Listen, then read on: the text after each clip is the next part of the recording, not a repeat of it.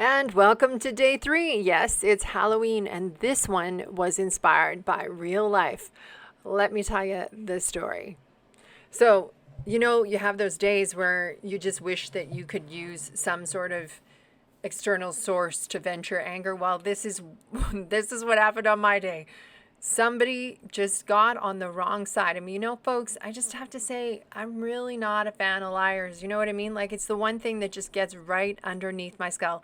So somebody that day, I caught them in a lie. It drove me crazy. They were threatening one of my loved ones, and you know how we get about those loved ones, right? I'm a bit of a mama bear. So I thought, what am I going to do with these feelings? Because going down to the studio right now, doing something precious, it's just not going to happen. Not going to happen. I don't want to do precious. I want to kill somebody.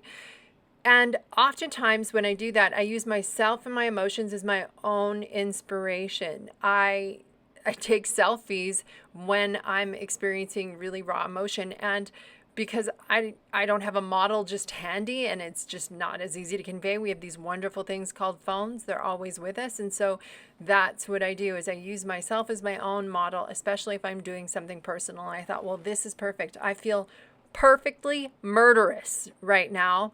I'm going to use this. I'm going to do a little something Halloween inspired. So that's what happened.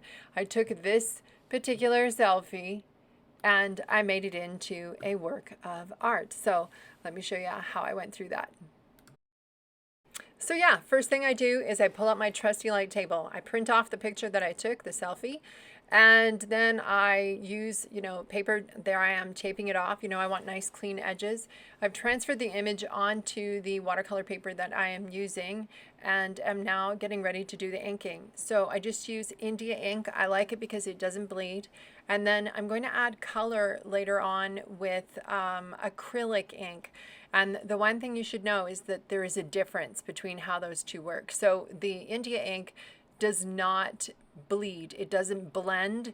Once it's down and it's dry, it's fixed. It's not going to smudge at all.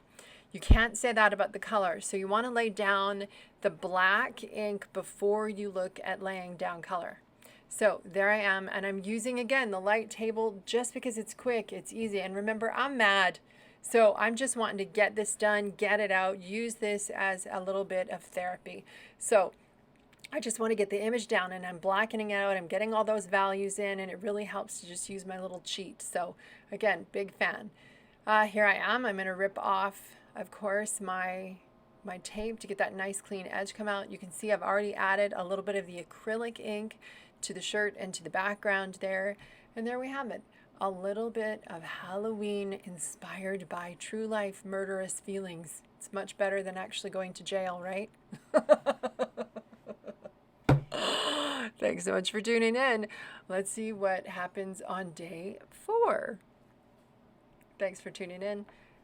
Like, share, subscribe, do your magic. Happy Halloween.